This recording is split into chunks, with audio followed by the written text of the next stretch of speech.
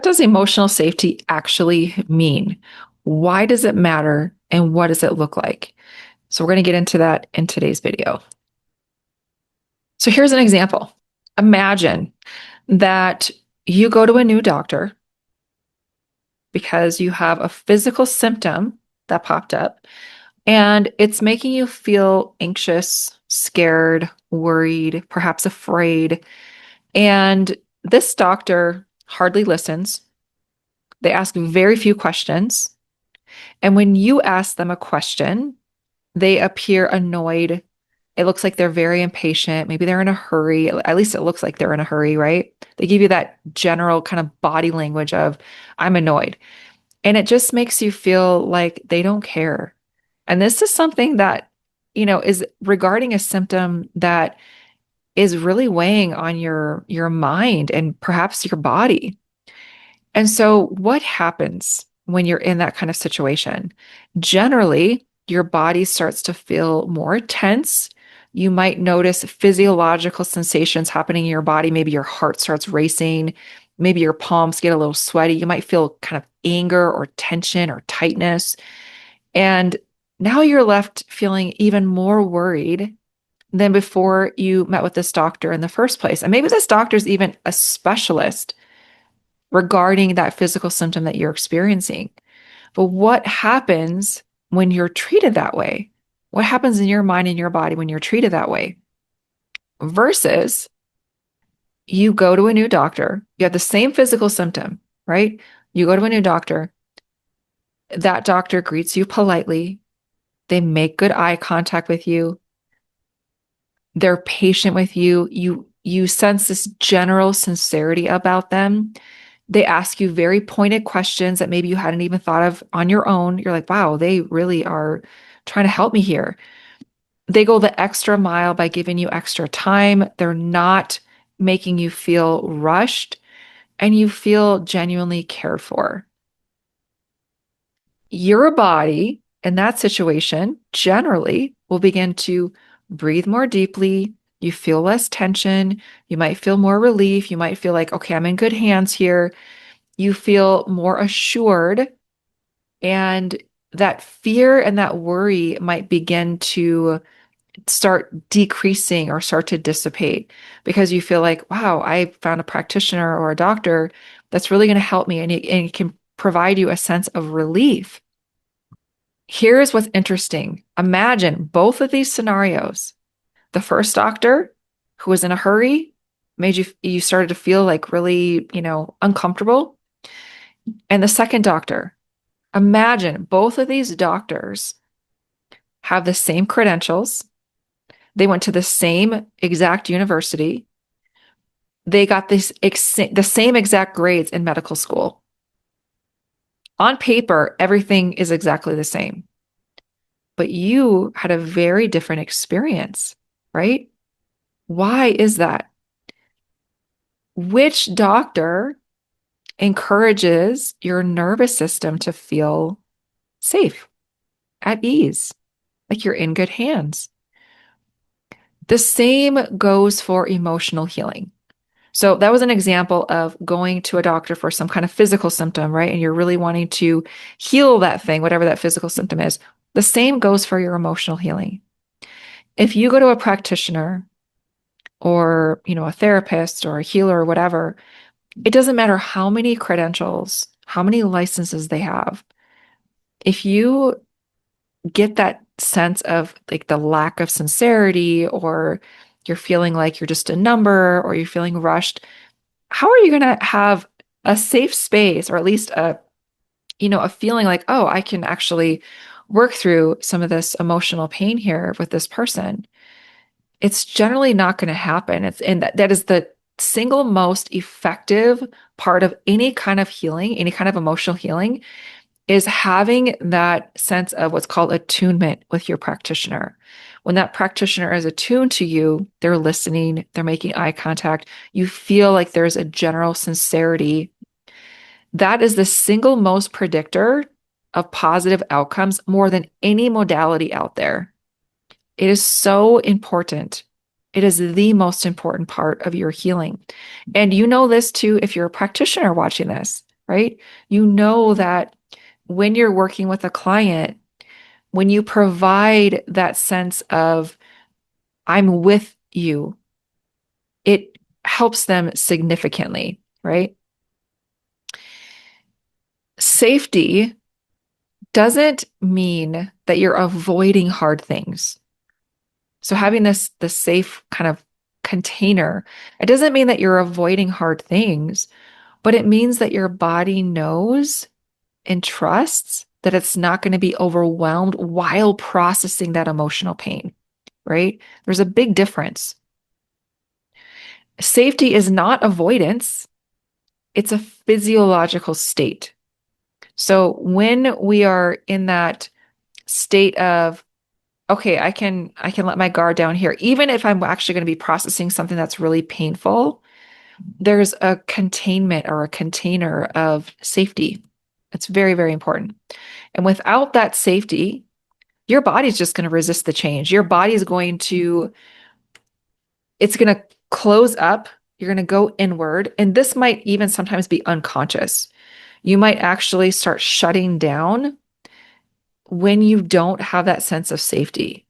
Think about that again. Like, think about an example of someone that you met. Maybe you met someone for the very first time. It could be a stranger on the airplane, and you start spilling your whole life story to them, and you start telling them things you've never told anybody ever before in your life.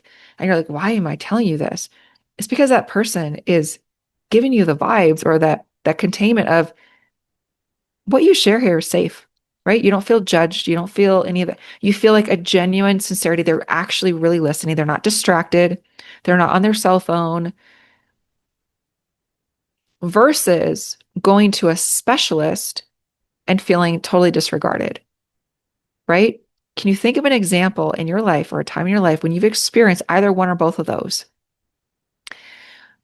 It's not that your body is resisting the change, or it's not that your body is resisting emotional processing or emotional healing. It's that the body doesn't feel safe. Your nervous system is like, I'm not going there.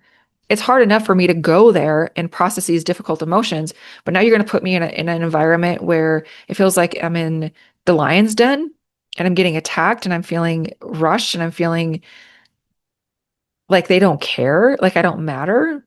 Uh-uh. Your body is just like, nope, we're not doing that. We're not doing that here. And we're not doing that with this person. But when you feel a sense of safety, when you feel that containment, that's when change, positive change, emotional processing can happen. And, this is another reason why when you force something, it can actually slow your healing because the nervous system is like, ooh, I don't feel safe here.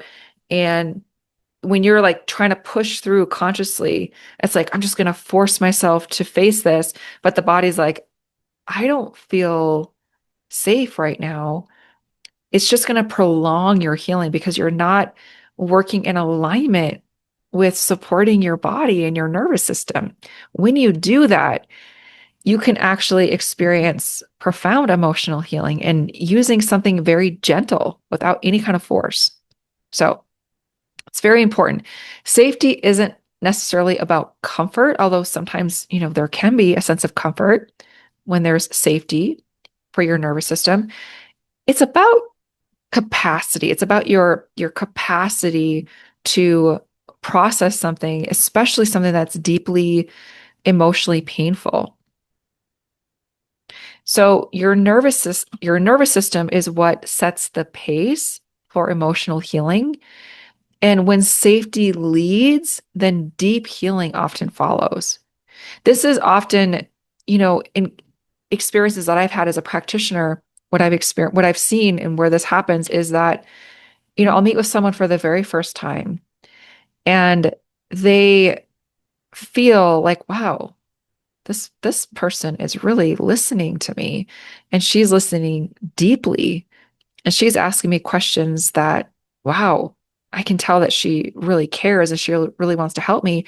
And then suddenly, minutes later, they're crying and letting out things and acknowledging things that maybe were stored really, really deep, deep, deep, deep, deep down in their heart that they had never admitted to anyone before.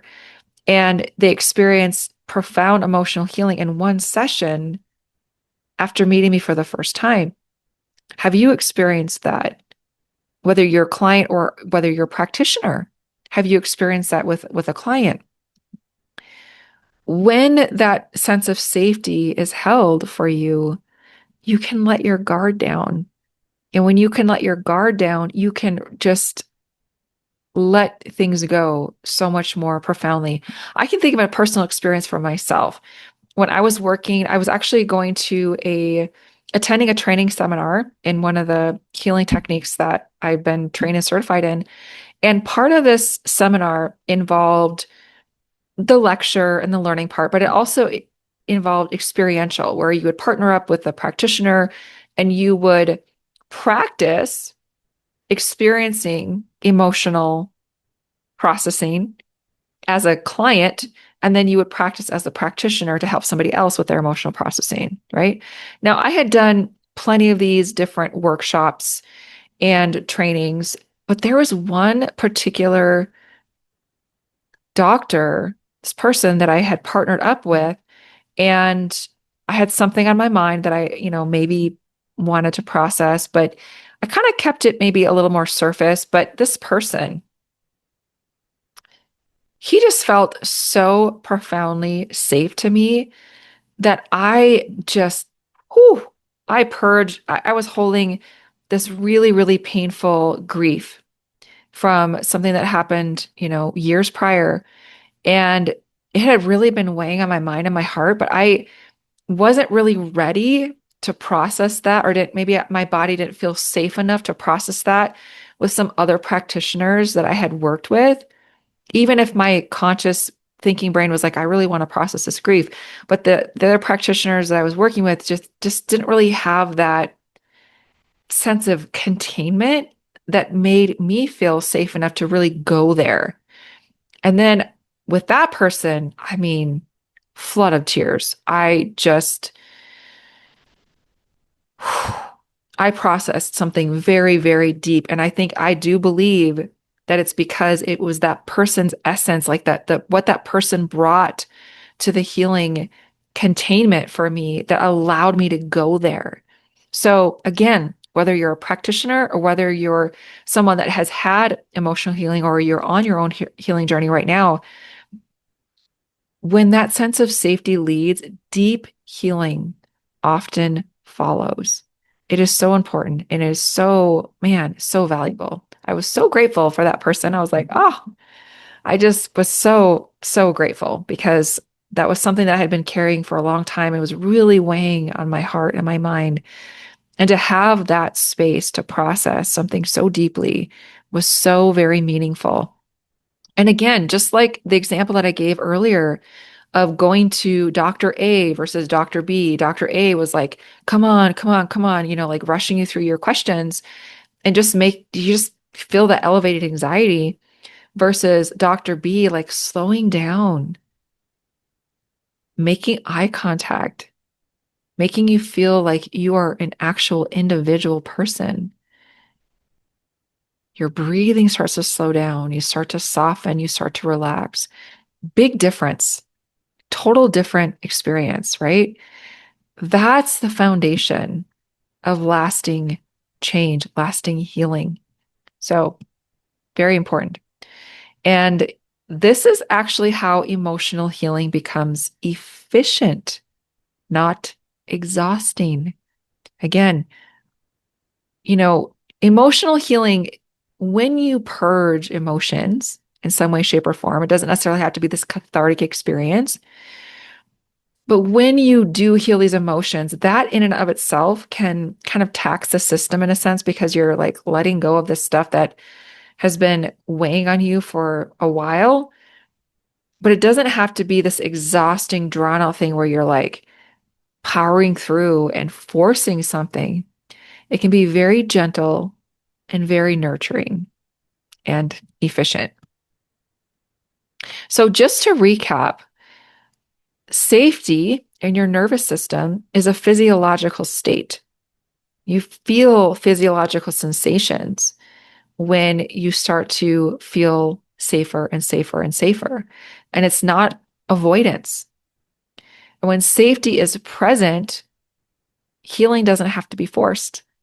It's almost like it just kind of wells up and it just naturally, organically unfolds. Just like the example I gave to you about meeting with that practitioner. And I had all this grief that I've been carrying, and I had worked with other practitioners before. And yes, I was able to kind of go there a little bit, but I was kind of wading in the shallow end of the water, right? And with this practitioner, because I felt so safe and so contained, and I felt like this person was just holding very sacred space for me. At least that's what it felt like for me. I was able to just, the depth of the pain that I was holding in my body was just able to come up organically and be healed. So it's very, very important work. We all need that, right? We all need that. So I hope this has been helpful. Coming up next, I'm going to be talking more about these principles that I have been talking about in the previous videos and how they actually show up in real life, giving you very specific examples and real healing. So stay tuned for that.